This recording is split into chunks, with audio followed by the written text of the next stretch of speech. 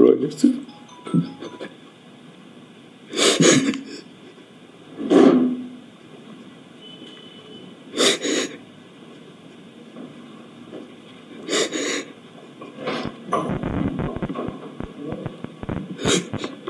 Sorry.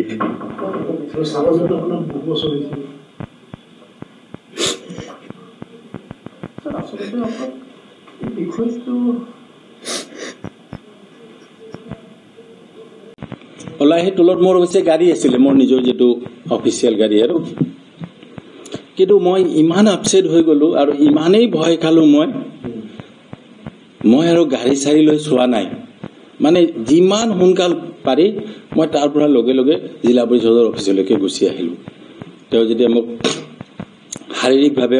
অপদস্থ কৰিলে man handle কৰিলে শাৰীৰিকভাৱে গতিকে মই আসলতে বহুত দুইটাই এটা একটো ভয় খাই আৰু দুই নম্বৰ বহুত আপসেট হয় তিনি নম্বৰ তাত থকা কোনো মানুহৰ চকুলৈ মই চাব পৰা নাই মানে মই ইমানেই লজ্জিত হৈছো ইমানেই লাজ পাইছো মই লগে লগে তাৰ পৰা মই গুচি আহিলো নাই সিকিউৰিটি মোক একো কৰা নাই তেওঁ সিকিউৰিটি মাতিছিলে কিন্তু সিকিউৰিটি মোক একো কৰা নাই মই তাৰ পৰা ওলাই আহিলো এইটো আপোনাৰ কেই তাৰিখৰ ঘটনা আছিলে হা 29 তাৰিখ মই চাই লৈছো এক ছেকেণ্ড মই চাই লৈছো হা 29 তাৰিখৰ ঘটনা মই ওলাই আহিলো তে ওলাই অহাৰ পিছত মই অফিচতে আছো তাৰপিছত মই বজাৰলৈ গলো মোৰ যেহেতু ডিএলএমচি তাত মিটিং আছে মিটিং সেটিং কৰিলো পিছদিনাখন 30 তাৰিখ পিছদিনাখন ৰাতিপুৱা আপোনাৰ 9:15 মানত মোক আপোনাৰ এডিসি এখন চিঠি পঠিয়াই দিলে তাত লিখা আছে এজ ডাইৰেক্টেড বাই ডিস্ট্ৰিক্ট কমিশনাৰ মানে ডিস্ট্ৰিক্ট কমিশনাৰৰ ডিসি ছাৰৰ নিৰ্দেশ মৰ্মে চিঠিখন দিছে আৰু এখন চিঠি পঠিয়াই দিলে সেই চিঠিখন বেক ডেটত পঠিয়াইছে 23 তাৰিখৰ ডেটত ইস্যু কৰা দেখুৱাইছে কিন্তু মোক দিছে 30 তাৰিখে মোৰ কোৱাৰ্টাৰত দিছে 9:15 মানত দিছে তাত তেওঁ কোৱাৰ্টাৰটো 15 ডেজৰ ভিতৰত খালি কৰিবলৈ দিছে সেই কোৱাৰ্টাৰটো মই থকা কোৱাৰ্টাৰটো তাৰ পিছত সেই 30 তাৰিখেই তেওঁ আকৌ এখন অৰ্ডাৰ উলিয়ালে আমাৰ সংস্কৃতি সমানী নামৰ বাইদেউ আছে এগৰাকী তেখেতৰ আইএএছ এসিস্ট্যান্ট কমিশনাৰ তেওঁক আমাৰ বৰপেটা জিলা পৰিষদত এটাচ কৰিছে to look after all the official works Barpeta জিলা পৰিষদৰ all the official works look after কৰিবৰ কাৰণে তেওঁক ইয়াতে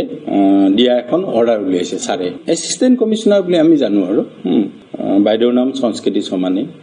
তেখেতক ইয়াতে এটাচ কৰি তেখেতক all the official works look after কৰাৰ কাৰণে অৰ্ডাৰ দিছে সেই 30 তাৰিখে অৰ্থাৎ মোক শাৰীৰিকভাৱে অৱদস্থ কৰাৰ পিছদিনাখনে মোক কোৱাৰ্টাৰ খালি কৰিবলৈ যিখন কি দিছে অৰ্ডাৰ দিছে সেইখনো মোক শাৰীৰিকভাৱে অৱদস্থ কৰাৰ পিছদিনাখনে এইখন অৰ্ডাৰতেও মোক শাৰীৰিকভাৱে অৱদস্থ কৰাৰ পিছদিনাখনে দিছে সেইদিনাখনে তেওঁ আকৌ এটা অৰ্ডাৰ উলিয়ালে যে কোনো অফিচাৰ বা কৰ্মচাৰী আমাৰ জিলা পৰিষদৰ তেওঁৰ প্ৰায়ৰ পাৰমিশন বা এপ্ৰুভেল নোহোৱাকে অফিস প্ৰিমিসেস এৰি যাব নোৱাৰিব অফিস প্ৰিমিসেস মানে আমাৰ এই অফিসটো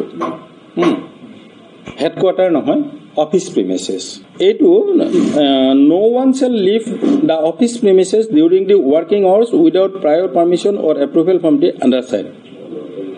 additionally any request for leave must be approved by the undersigned before it can be availed ba suti lobo lagile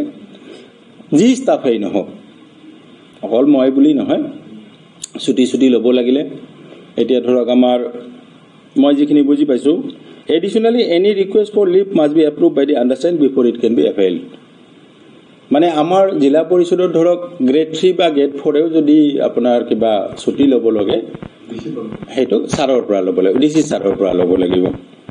সেইখনো 30 তাৰিখে এটাও কি কৰিছে তাত অকনমান মোৰ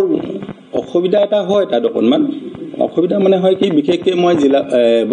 বজালি জিলা পৰিষদৰ সিওৰ চাৰ্জত আছো মই যেনেকে বৰপেটা জিলা পৰিষদৰ সিও মই তেনেকে বজালি জিলা পৰিষদৰ সিও গতিকে মই তাতো গৈ থাকিব লাগে গতিকে অকনমান অসুবিধা হয় তৎসত্ত্বেও বাৰু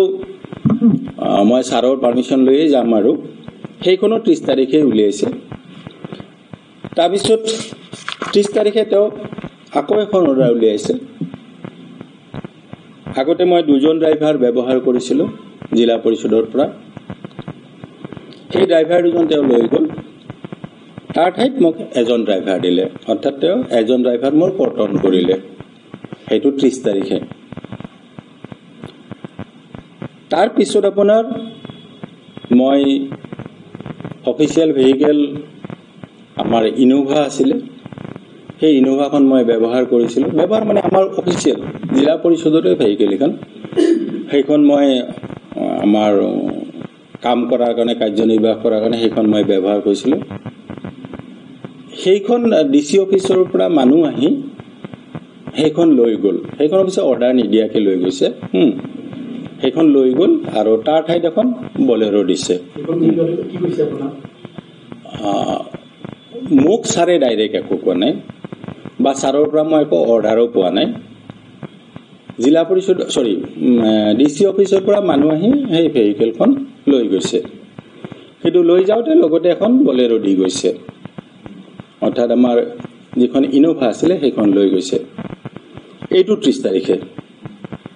30 তাৰিখে তাৰপিছত আকৌ হ'ল আমাৰ যিমান CEO আহে আপোনাৰ যোৱা 5-6 বছৰ ধৰি, এই CEOৰ কোৱাৰ্টাৰত আমাৰ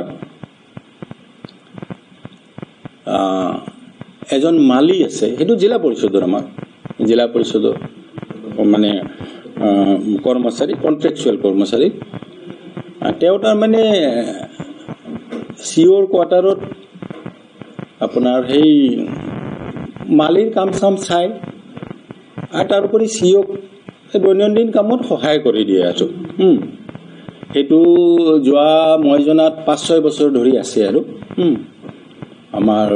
মানে আগৰ CEO দিনৰ পৰাই, অকল মোৰ আগৰজন নহয়, তাৰ আগৰ পৰাও বহুত বছৰৰ পৰা তাত আছে। তেওঁ মোৰ দৈনন্দিন কামত সহায় কৰিছিলে, আৰু এই বাগিচাৰ সন্মুখৰ যিখিনি আছিলে সেইখিনি চাহিদা দিছিলে, চাফা তাফা কৰিছিলে, তাৰমানে মাল্টিপাৰ্পাছ টাইপ। আৰু তেওঁক উইথড্ৰ কৰিলে সেই 30 তাৰিখে। তেওঁক উইথড্ৰ কৰি আপোনাৰ 2 তাৰিখৰ ভিতৰত তেখেতক চাৰ্কিট হাউচত মানে ৰিপৰ্ট কৰিবলৈ দি দিলে। সেই এই আটাইখিনি কামেই তাৰমানে ছাৰে মোক শাৰীৰিকভাৱে অপদস্থ কৰাৰ পিছদিনাখন। আৰু গতিকে মই যথেষ্ট হতাশ হৈছোঁ আৰু বস্তুটোত বেয়া লাগিছে।